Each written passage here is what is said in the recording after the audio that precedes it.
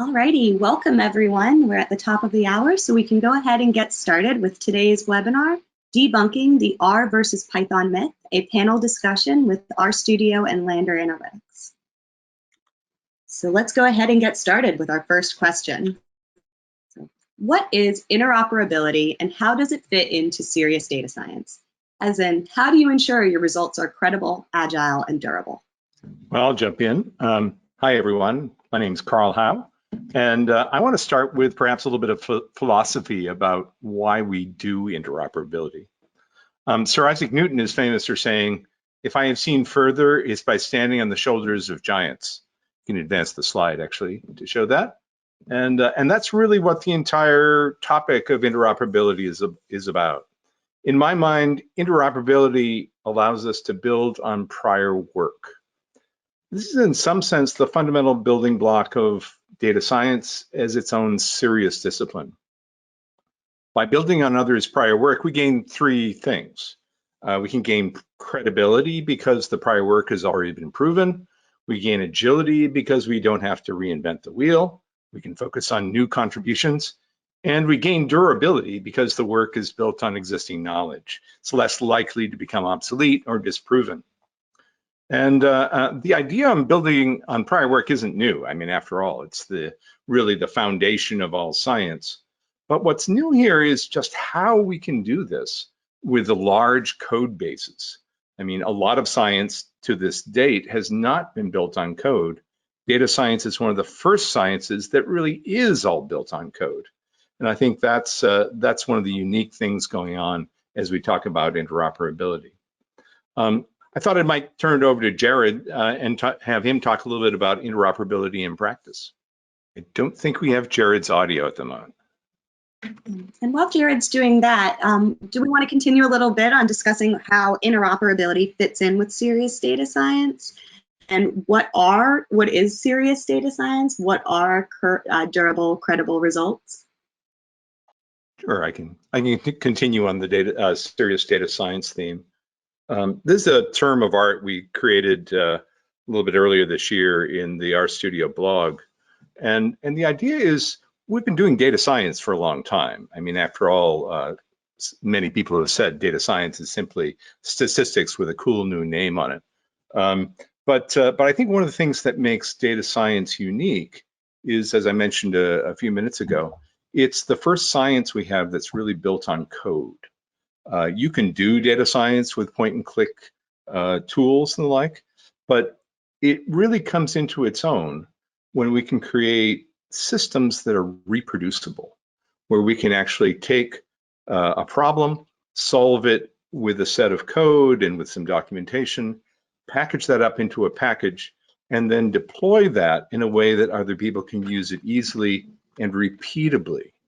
This idea of repeatability is particularly important. And those of you who are in the science communities know that repeatability has actually become a hot topic in other sciences. A lot of science experiments have not proven to be repeatable over the long term. So data science is tackling actually a pretty important idea. So the idea of serious data science is data science which leads us to this characteristic of being trustworthy. You can actually depend upon the results. Their results are more likely to be correct than not. So that's the idea of credibility. The second idea, agility, is this concept that I don't have to reinvent the wheel all the time. Now, this may sound like motherhood and apple pie, but anybody who's worked with programming languages knows that building new libraries is an essential part of building up a programming language. And so often they just reinvent the wheel. We've known how to solve linear equations for, since the 50s with code, going back to the LinPack package in Fortran. But a lot of people re-implement that. Both R and its predecessor S are kind of famous for having built up what are called wrappers around prior work so that it can be used in interoperability. So to this day, actually, a lot of Fortran code is being used in R. It's just hidden behind wrappers. And that means we can use the work that's been done so well, actually, by prior generations of programmers. Just being able to keep the error propagation in linear models, linear equations, is really a challenging thing, and nobody has to go and reinvent that. So that's credibility, agility, and then the third piece of serious data science is really the concept of durability. Is this going to last? I already mentioned LinPack, which literally was invented in the 1950s. I think we can argue that's a very durable piece of code. We hope that many of the pieces of code we're writing nowadays are suitably durable for future generations. I think we have Jared back. Jared, can you say a few words and see if we can hear your audio? To me, one of the things about interoperability is that the user of the tool shouldn't necessarily need to know that there are other languages working beneath the hood. So like you say, there's so much Fortran in R, there's C. You can also call C++ or Rust even, or Python, as we all know now with the reticulating package. And that's what really makes it easy, is that if I'm writing a function in R, I don't have to even care what's underneath the hood, and it works for me. And a lot of that's with some great advances of shared memory. I know R does a lot of work where the memory doesn't need to be copied, and all that stuff just makes it so much easier and more performant for me as that end user. Yeah, let's go ahead and we'll jump into our next question. Now we can dive into a little bit more of the tooling. So what are some best practices for multilingual to be successful? And what are the underlying systems and infrastructure that need to be considered to build a successful multilingual team? So I think I can start off with this one. If we're going to talk about best practices, it's always good to think about, it's in the term, like what is the best thing you can do? And then there's always, middle ground in as you get there. And so in terms of tooling, one of the best things that you can start to learn or start to incorporate in your work is using a version control system. The most popular one is Git, and so that just ends up being thrown around very often in the space. But using some version control system is a really powerful way to tie into the last point of what is something that's credible. And by using a version control system, you literally leave yourself an audit of code. And so if something breaks, you can actually go back in time and see when a new bug was introduced into your code base. And so this isn't new for software engineering, but as a data scientist, maybe it's you forgot to set the flag for a data import and things were loaded incorrectly. Or maybe when you're, trying to fit a model, what you're using as a reference variable is swapped in your head, and you can go back and look at that audit trail. More and more, we're working from home and not in physical corridors near each other. So now we also need a system that's robust against working asynchronously. And so some version control system allows us to do work in that manner.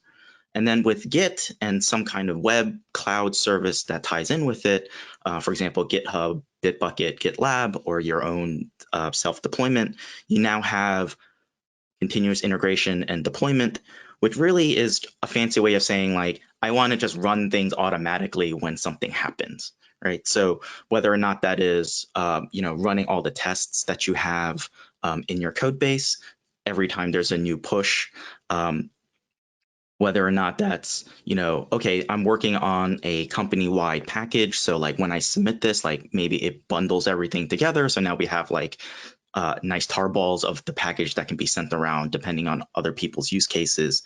If you're working with GitHub, CI/CD is very new and built into GitHub using GitHub Actions. And there's a New York Art Conference talk literally from a couple of weeks ago that goes over it. And then what also this allows you to do is if you're using stuff like RStudio Connect, you can start scheduling reports. And so that's all tied into some form of version control. And the next point is some kind of project structure or template. When you're working with groups, it's a good way to have some kind of social contract with one another saying, this is how our projects are set up.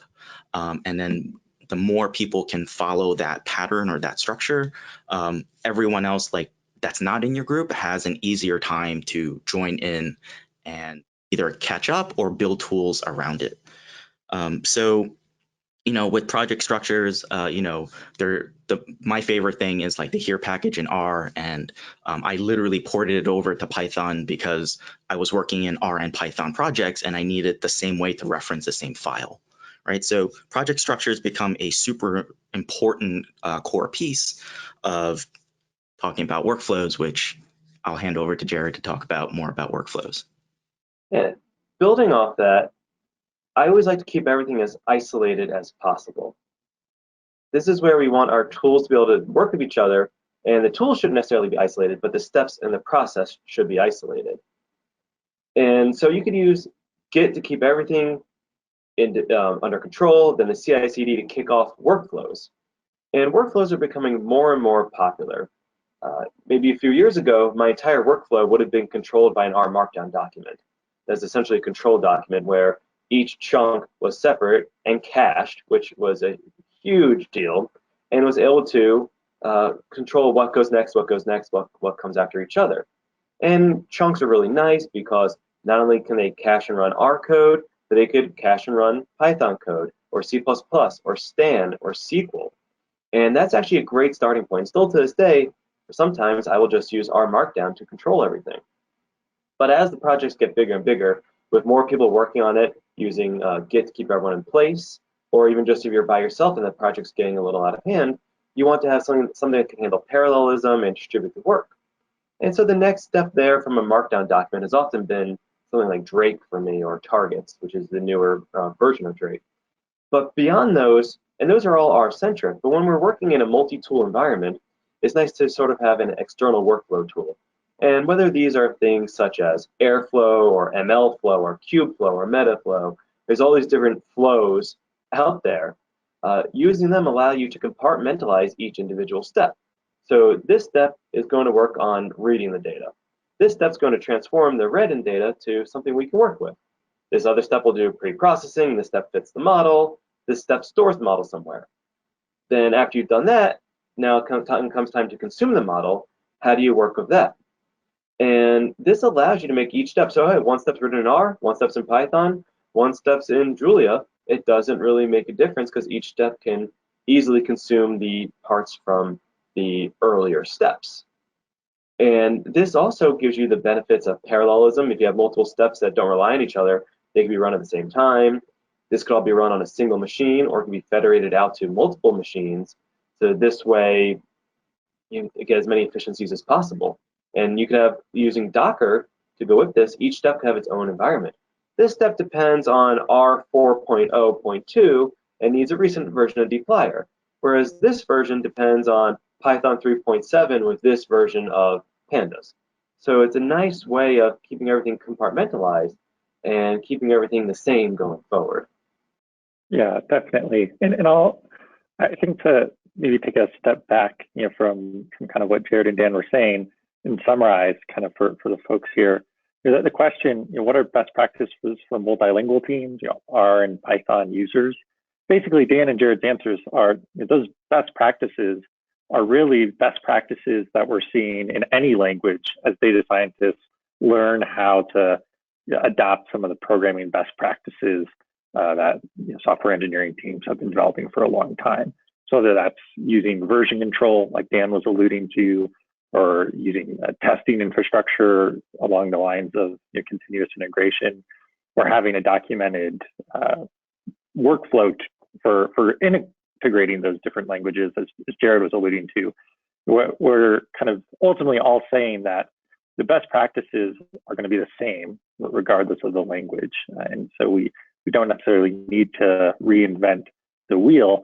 I think an interesting thing to consider is what are the differences between software engineering best practices and these best practices for data analysts. It's kind of a lot to take someone who's maybe graduating from Excel into R, into Python for the first time, and get them to a place where they can use all of these tools maturely. And so kind of the two things that I'd add to Dan and Jared's response in terms of really the low-hanging fruit, are to consider having teams work in a server-based environment. Typically, it can be very challenging if I'm working on my laptop and Dan is working on his to rectify the differences between those environments. Something that software engineers take for granted in those infrastructures that Dan and Jared were talking about, that they often have very well-defined and understood execution environments. Whereas in R and Python, we all know we're just trying to cobble together packages that work, and that can lead to challenges. So one piece of low-hanging fruit is that you can move your work onto a server, and that way there's a shared playbook for folks that are working in R and working in Python. And later on, we'll talk a little bit more about how you can mash the two together. But it helps to have that common environment. And then the next step would be to have a safety net, so that common environment is being tracked. And so Dan mentioned a safety net that version control tools give our code, which is incredibly powerful. Future you will thank yourself for learning it. But one thing that we spend a lot of time on at RStudio is thinking about how you can extend that to the environment. And so we recently released a package called RN, which is specific for R environments. On the Python side, you might be familiar with something like virtual env or a conda environment. The concepts are the same, which is that because we're data scientists cobbling together these packages, in addition to tracking our code, we need to track what packages we're using. And those two tools for either language will give you a way to take that picture.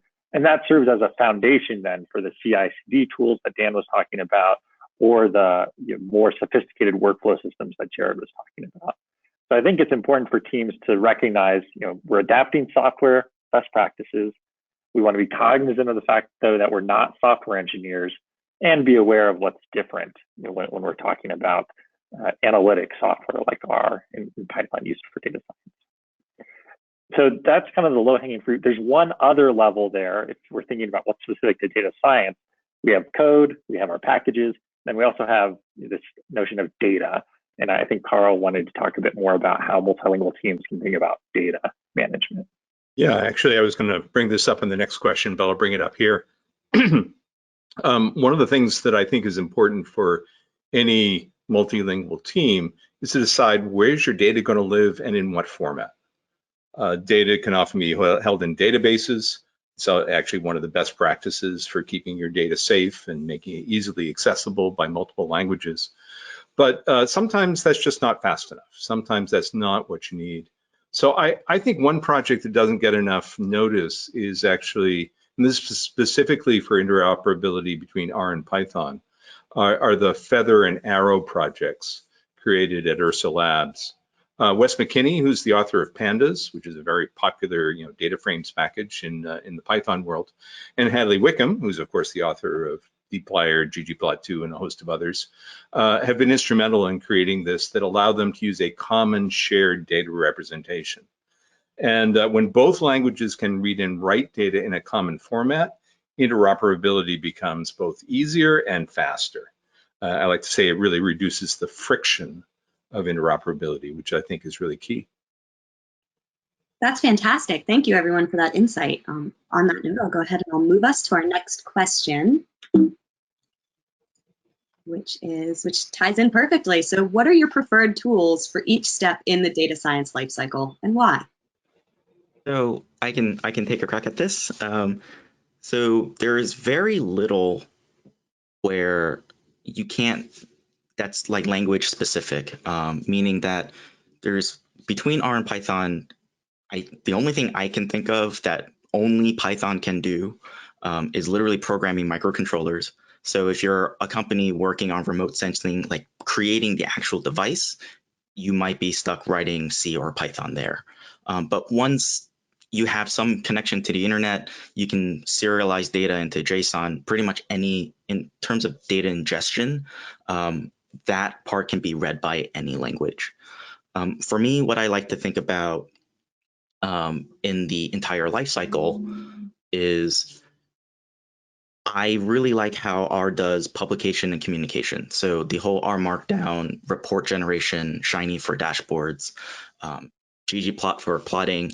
I personally just find all of that much easier to use. And so whatever language I'm in, if I'm trying to create that final presentation, I always drop down into R for those tasks. And reading in data into R from another language is pretty simple, especially if you can get it out into like a CSV file or something.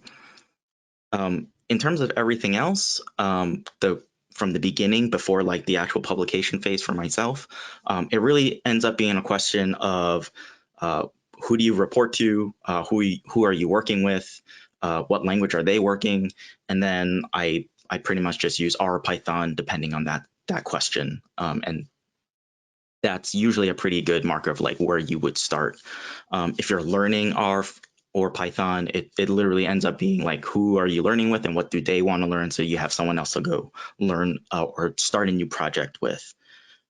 And then even if your final work, maybe you prefer Jupyter notebooks over the R Markdown system, in RStudio Connect, you can actually straight up launch a Jupyter notebook. So the interface itself is sort of, what the rest of your group is familiar with or comfortable with. And with the Jupyter notebook, you can load up an R kernel, so you can actually have essentially writing the same R code, just the environment is different.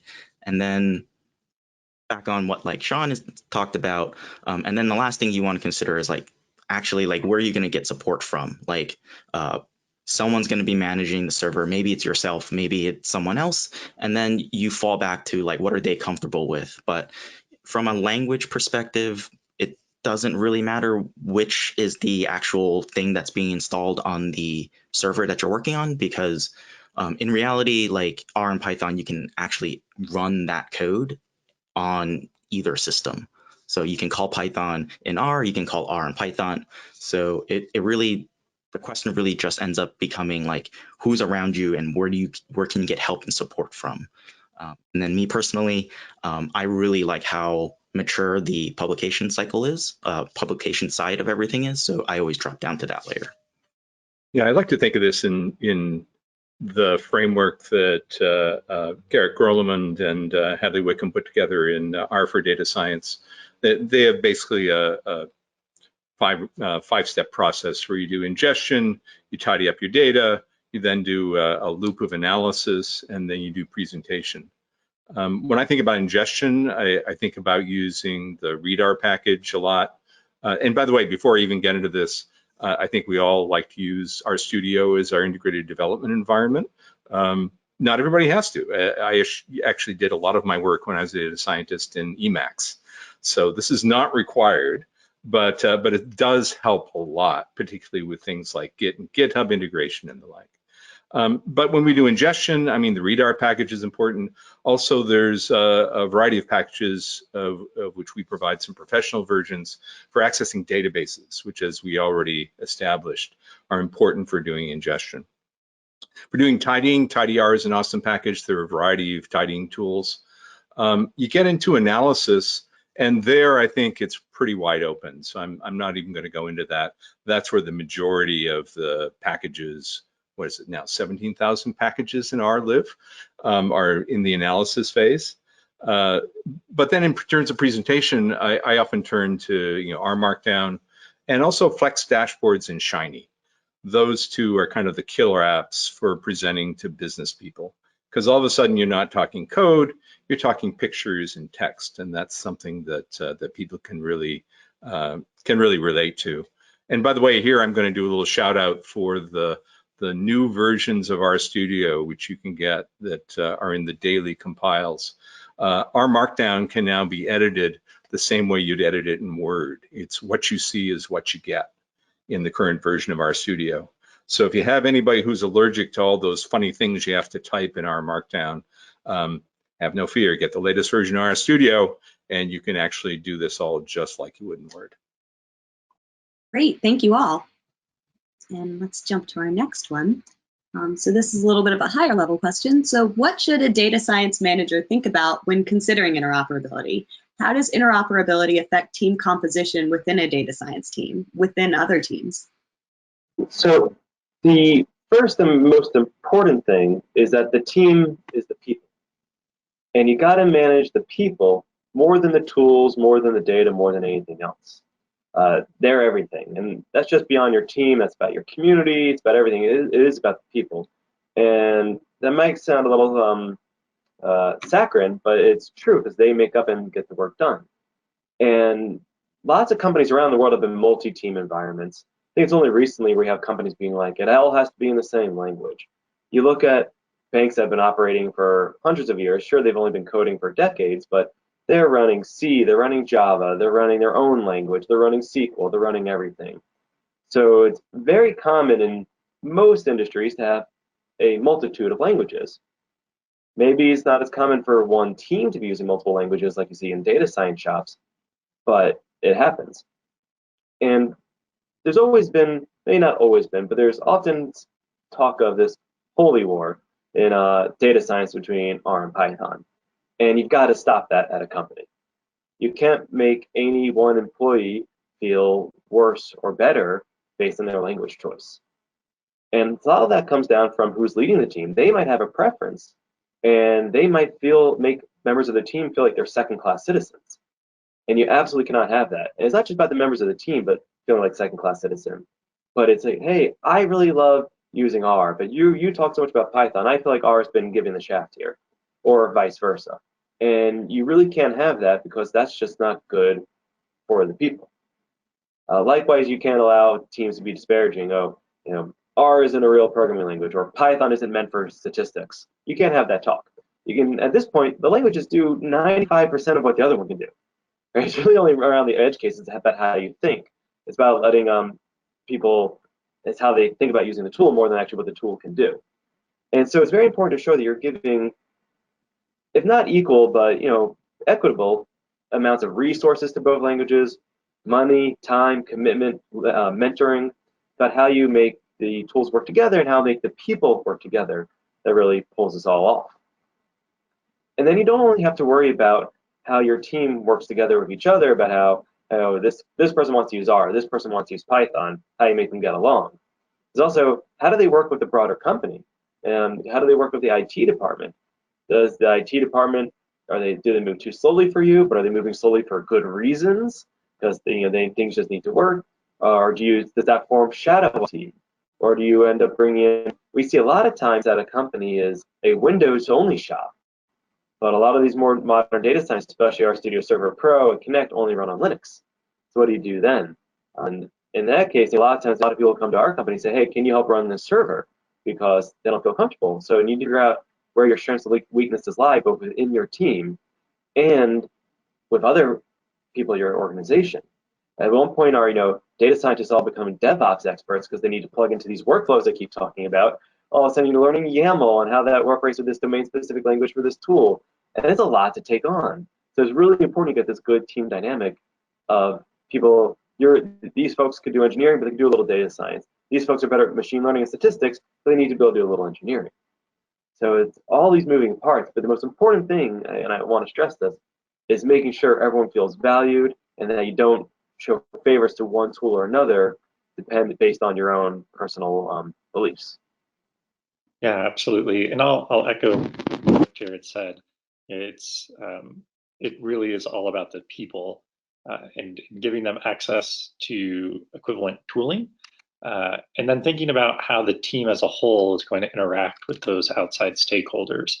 One thing that I'll just add a little bit more detail to, Jared mentioned working with IT, and a lot of times we see kind of the motivation for this holy war between the two languages as really coming down to this sort of false assumption that if we can standardize on a single tool, then we'll have lower cost, it'll be easier to support, and at the end of the day, the world will just be better. Unfortunately, that's not how things work. And typically, the way that you can see this most clearly is if you look at your costs. At the end of the day, the people, as Jared mentioned, your data scientists, are one of your largest costs. They're really what's bringing differentiating capabilities to the business. And for that reason, providing them with the right tools is like providing a home builder with the right drill and saw. It doesn't make any sense to pay a construction worker a whole bunch of money and then refuse to give them good tools to do their job. And so that's kind of what we see a lot at RStudio, is just fighting that myth that data scientists need to converge on a single tool because it'll be cheaper. In reality, what happens then is you lose out on being able to recruit a diverse background of candidates who have knowledge of different tools. And ultimately, it becomes a lot more costly in the long run for the business. So that's what I encourage data science managers to think about, is how do we support really our biggest asset here, which are those data science team members, and to stop worrying so much about the costs and concerns of supporting multiple languages. Yeah. Thank you, Sean. That's a really great insight. All right, well, I'm going to go ahead and move on to our next question here. And this is going to be our last one before we turn it over to the audience. So what are some specific examples of using R and Python that you've seen in the wild or that you've used with customers? So I can sort of get started or start on this one.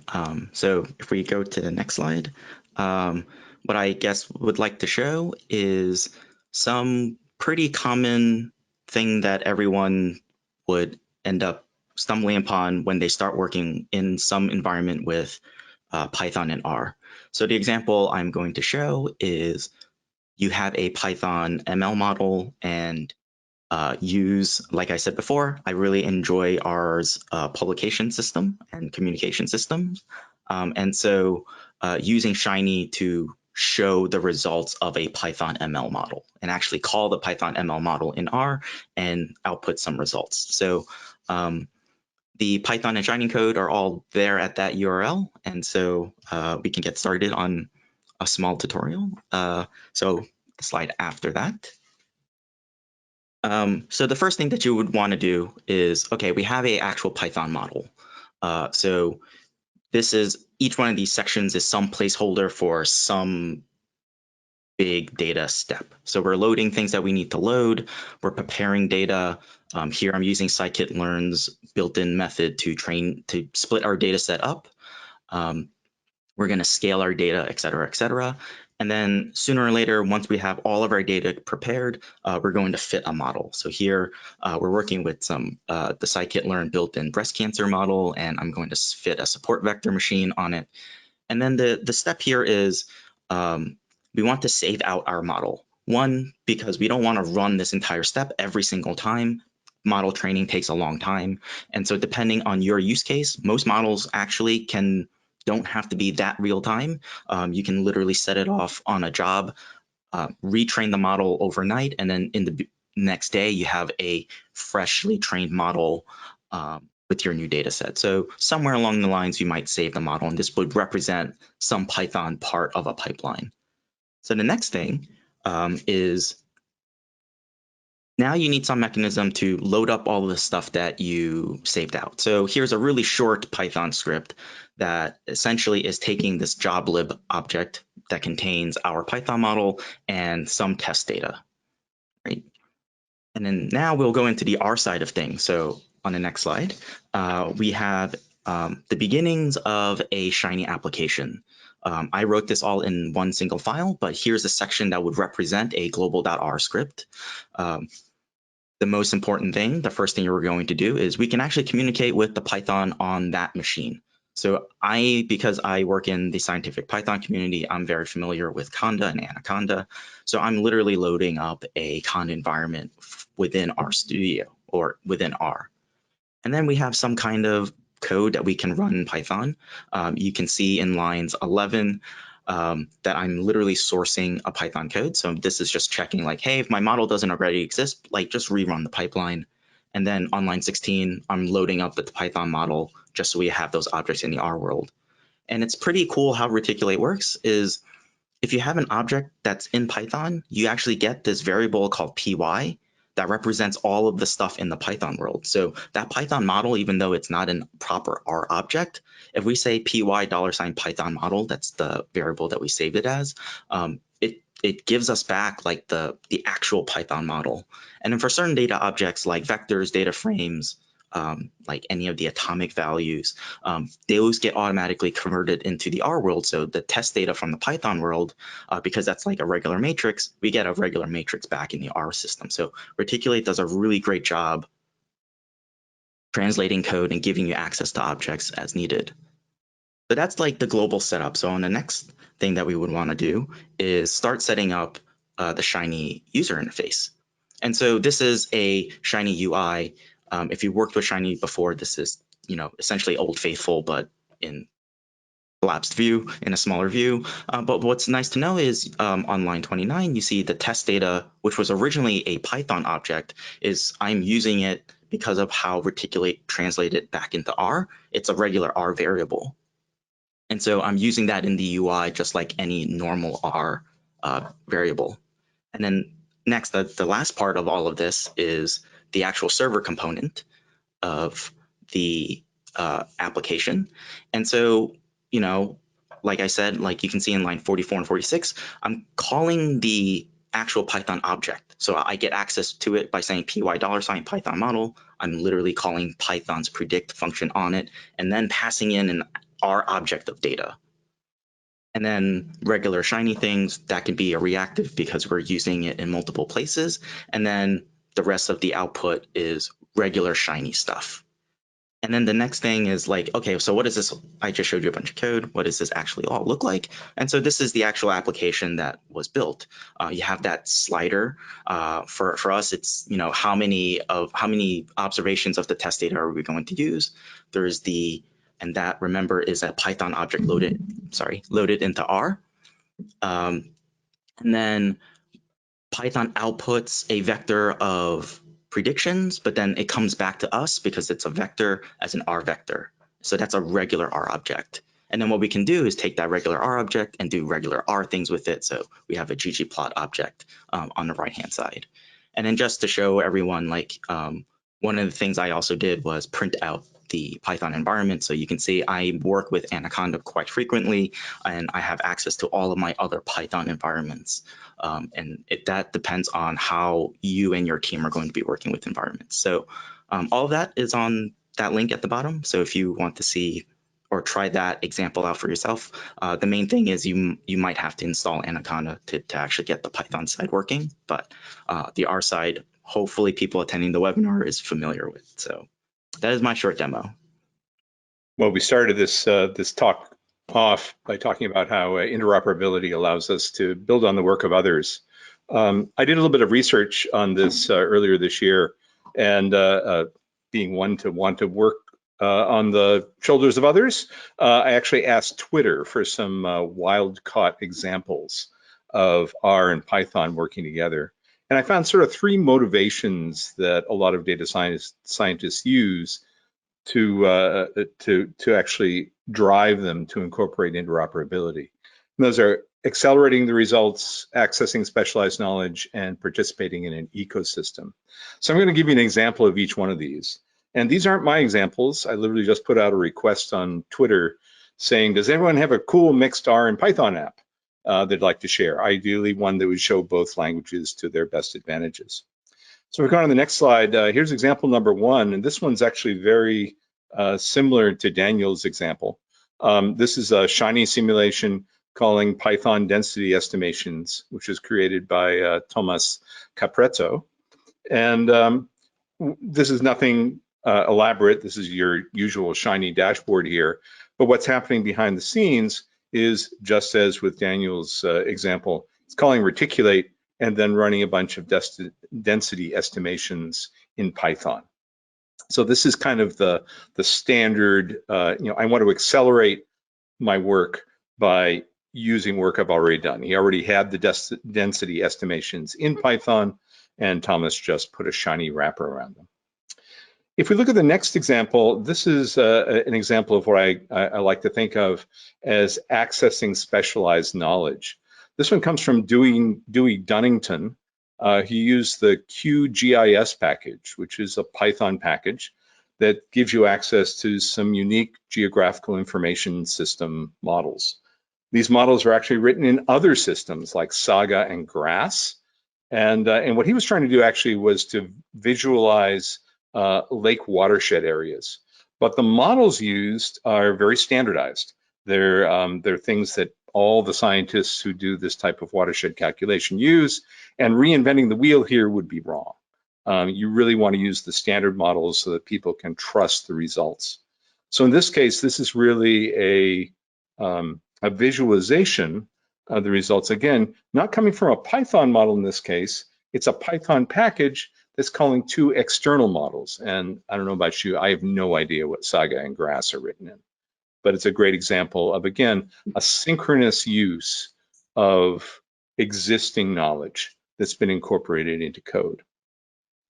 For our third example, I'm going to go into a domain I actually know nothing about, which is multi-omics factor analysis. I'm pretty sure this is a genomic workflow, but I'm not entirely certain. Ryan Thompson is the one who put this together. And this is really interesting because it builds off something that Jared said earlier. This is actually an entire workflow that's been put together. And what happens here is you start with a genomic notebook where you say, okay, I'm going to ingest a bunch of genomic data. We're going to do some factor analysis on that, and that's going to create a model. Now that notebook can be written in either R, or it can be written in R Markdown, or in a Jupyter notebook. Those create a model, and that model gets written out to disk. And at that point, both versions feed a downstream process for viewing and exploring the data using Shiny and R. There is no Python version of it. In the downstream version, it only exists in R at the moment. One of the things I really like about this example is it illustrates what I call an asynchronous model, that you've got something that runs in the first step of a workflow, it writes its output out, and then another set of programs starts up, reads that data in, and then moves on and creates a result.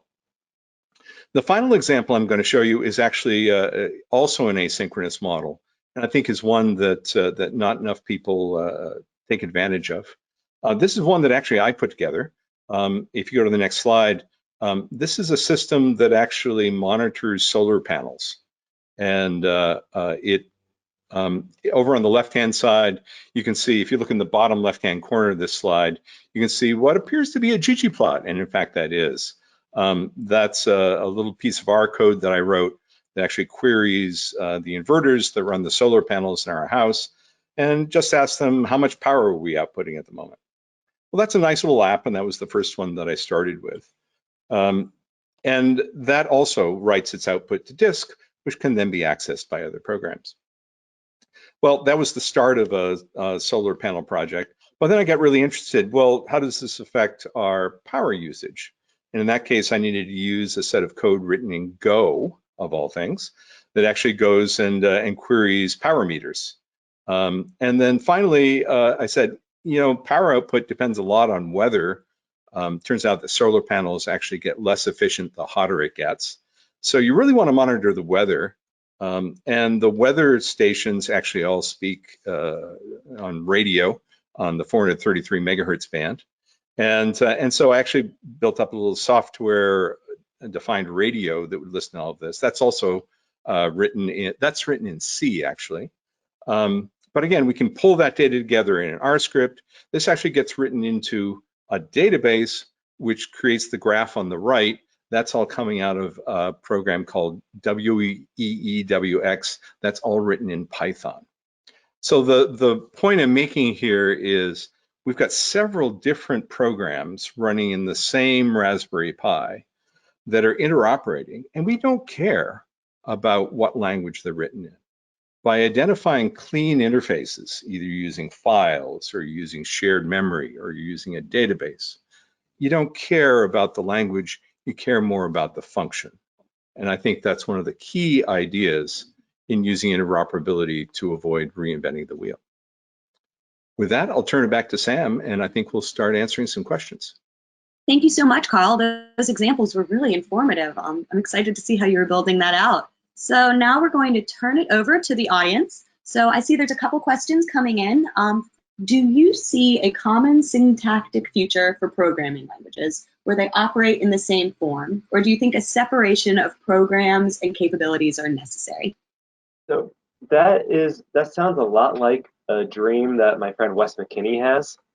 He says, and he's been saying this for years, that just have a C library that R and Python and Julia and anything else will all just call and could all be the same. And I love that idea, but there's a reason when you go to a pizza place, you can get New York pizza or Neapolitan pizza, or you can get Detroit style, right? People like different things. And I have long said that R is designed for someone who feels more like a statistician, a math person. It's function of variable. Whereas Python comes across more as a computer engineer language, object.method. And they both will work equally well on different problems, but different people have different preferences for how they like to code. So while it would be great to see everything become the same, I think there's just humans like variety too much to have it all be homogeneous. They're going to want different styles. Yeah, and I think the dream of a single language has been going on for half a century. As a matter of fact, there's even a name for it. It's called the Universal Compiled Language, and I don't see that getting resolved anytime soon. I think that closes off entire areas of investigation. And you can see that today by the fact we're still inventing new languages. So the idea that we're going to converge to one, I think, is perhaps something that's not going to happen. Great, thank you, Carl and Jared. So I've got another question that I think folks will find pretty interesting. So the question is, my understanding is that R is more of a statistical package, whereas Python is more of a programming package. What are your thoughts on this? Yeah, so I'll take a stab at answering that one. As has been said a few times on this webinar, both R and Python are complete languages that can be used for many purposes. The big difference comes down to the people and the backgrounds of those people, which I think is responsible for most of the myths out there. Yeah, I think they're definitely both complete programming languages, and it's not like one has more capability than the other. For those of you who are computer scientists, they're both Turing complete. So you can literally write every single program in both languages. And the orientation towards statistics and programming, I think, is valid. I think a lot of computer scientists tend towards Python because they learned it in their computer science curriculum. People in statistics tend towards R because they may have learned that in their statistics curriculum. But both are, as I say, are perfectly complete. What I think is most important is to think about time to solution. What's the thing that's going to get your problem done fastest? And that should determine your choice of language, not I choose my language and then decide how hard I have to work to solve my problem. Thank you, Carl. And then I've got one more question here. Let's see. Oops, I lost it. So when it comes to working with R and Python together on one project, how do you handle data validation? Data validation is always going to be an issue regardless of the language. And data validation itself could take on many different things, many different meanings. And it is a big part of the data science process. And it could mean that the data you're expecting an integer, it comes across as an integer. Or it could mean that you're expecting the data not to get, I'm going to use out of whack as a technical term, like you see drift in your data. You're expecting it to have a certain mean and standard deviation, but it doesn't. So regardless of language, you could use testing tools to see when the data comes in is integer. You could use a testing tool that says is mean within a certain standard deviation. And I know within the R ecosystem, there are packages for doing that. In fact, there's a few. If you just want to check the data type of a column, there's assert R, assert that, and I believe there's a third one which got subsumed into one of the other ones maybe. So regardless of language, you have to check your data coming in, and I'm sure there's a Python equivalent to assert that or assert R. And it's just all about running a test at different stages of your pipeline. So if you're doing this as a script, somewhere early in the script, you put an assert statement. Maybe if you're doing it in a function, you get an assert statement, or this is one step in a workflow. So it's all about just using standard testing or asserting tools in your language of choice. Wonderful, thank you, Jared. And then we've got one more question. And that's going to be, how do you recommend advocating for investment in R tools if your organization is heavily a Python shop, or vice versa? I think this goes back to what Sean said earlier. Their biggest investment is the people, right? So all of a sudden you want to bring in someone who has really good skills in specific tasks, whether that is you need someone who's good at NLP, you need someone who's good at machine learning, someone good at genomics. You need to enable them to use what's going to make them fastest. If you have someone that comes in, they have a prior history in R, and they're really fast in R, and let's say they could do whatever they can do in R 10 times faster than they could do in Python, that investment is well worth it to enable them to churn out work for you at a much faster rate than they could in this other language that you're having for no other reason than that you already have it. So it's really about understanding where you're investing, and you're investing in the people more than the tools. We hear this a lot, and I'm going to go back to a comment I made earlier, which is that very often you hear that R is slow, so you should clearly use Python or something along those lines. Again, it's really time to solution. Computers are fast. They're orders of magnitude faster than people. If you invest in your people, they're the slowest thing in the pipeline. So if you can make them go faster, the entire process goes faster. So give them the tools they need to be efficient.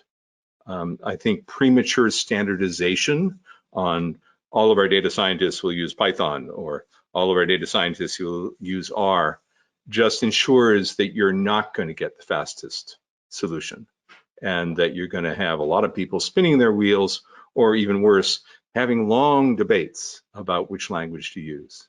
It's better to use the best tool for the job and not try to use a saw where you might need a hammer.